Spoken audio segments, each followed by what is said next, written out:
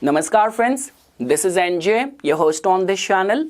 So guys, in this video we will have our discussion on three important aspects or pillars of our astrological chart, which will definitely be there to help you, guide you, feed you, or give you answer to any of your life's turmoils. So I mean to say that this could be a case that even if you are confused that okay, what are my innate talents, these three areas in your chart might give you answer to that. If you're not able to find a spouse for yourself, you are confused about which sector or business shall I enter. So these are the three areas in your chart which will never disappoint you. Now again guys, in certain cases there could be overlap as well, but individually, in majority of the cases, what I have seen in my research that digging information or pondering over these three verticals in the chart always give you answer to whatever you will be seeking.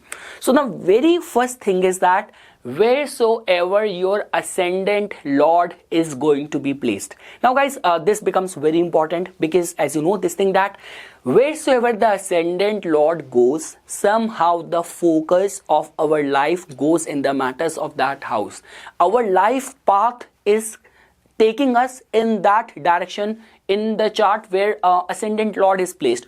Or you could look at it in this way that your whole life's journey is going to be around that path only. So like the way in the Google map, you put your the destination where you have to go and the point frame where you are starting. So starting point and the destination where you have to reach.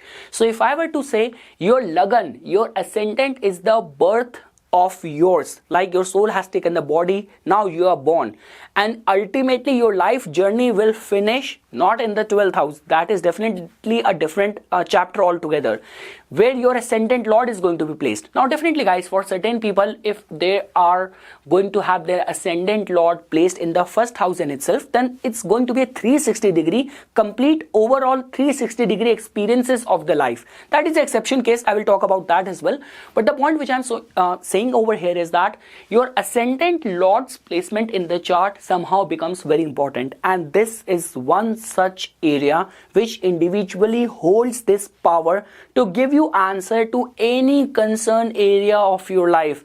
Your 10th lord, whatever it is saying, I don't care. You might, if you do business in this front, in this area connected with that house and sign and nakshatra, you can find success, you can find your matrimonial spouse, you can have income, side hustle, hobbies, talents connected to this house. So in a way guys, the very first pillar in our today's discussion is where your ascendant lord is going to be placed in the chart. That house will never ever disappoint you. Now comes the second aspect, second pillar, which is going to be wheresoever your moon is going to be placed in the chart. It becomes very important. Now guys, definitely if you will be acting as a devil's advocate, you will have this to say, okay, in my case I'm a Cancer Lagna and my moon is the ascendant lord and moon sign as well. That's different case. In certain cases, if you have your ascendant lord conjunct with the moon, then definitely it's a win-win situation for you. Somehow your life journey and your mind is in synchronicity with the happenings or whatever is happening in your life. That is the reason we say that okay, whatsoever I was trying to do, I was trying to achieve, I was trying to manifest, those things happen very fast, or life keeps on taking me to the place where I meant to be. It's a typical case if the ascendant lord is conjunct with the moon in some other house in the chart. So I mean to say guys, after studying where your ascendant lord is placed in the chart, the area, the house, the attributes which will always feed you, support you, guide you, give you direction. Second aspect is where your moon is placed in the chart, your subconsciousness, all sort of accumulated memories from the past, in which area your mind function to the best. So all of that information we get to know where our moon is going to be placed in the chart.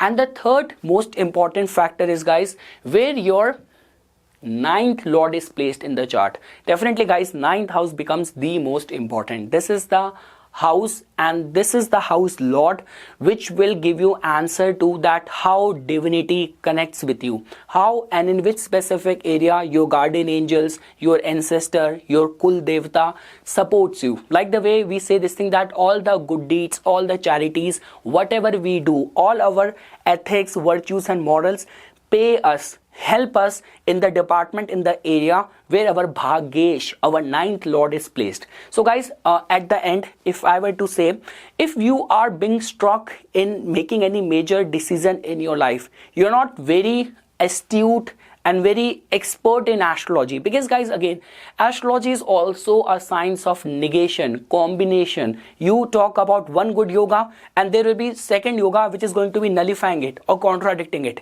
So I mean to say that these are the three vertical pillars over which you do not need any affirmation. If someone tells you that, okay, your ascendant lord, wheresoever that planet is placed, okay, that house is inauspicious for you, trust me, it could be a case that, okay, you are a Aries Lagna and your ascendant lord is in the 6th house, it's weak. Or let's say for example you are a Sagittarius Lagna, your ascendant lord Jupiter is like placed in the 8th house, it is exalted. Or you are a Scorpio Lagna, your ascendant lord Mars is placed in the 9th house, but it is debilitated. Still, whatsoever the condition is, the house where the ascendant lord is placed, it means your soul in the form of the vehicle or chariot is placed in that house. It might be a house of affliction, of struggle, of a problem, or ghost and horrors for someone else, but for you this is the most important house. This is your dwelling, this is your house where your soul is at peace. This is where the journey of your life will take you. Second is your moon, because your mind, your emotions, your chetana is connected to that house. And lastly guys, if your ninth lord, wherever it is placed, that house will always enlighten you, educate you, guide you, and luck will shine in that house. So guys, in a way, in a nutshell, if you're going to have a overlap as well, it's much better for you. But even if you have these three entities separately, individually placed in your chart, trust me, these are the three areas or three houses which will always feed you, support you, guide you, that I can say in this short video. So yes guys, for further more updates and notifications on the divine science of Vedic astrology, please subscribe to my YouTube channel and follow me on my Instagram account. Dhanyavad.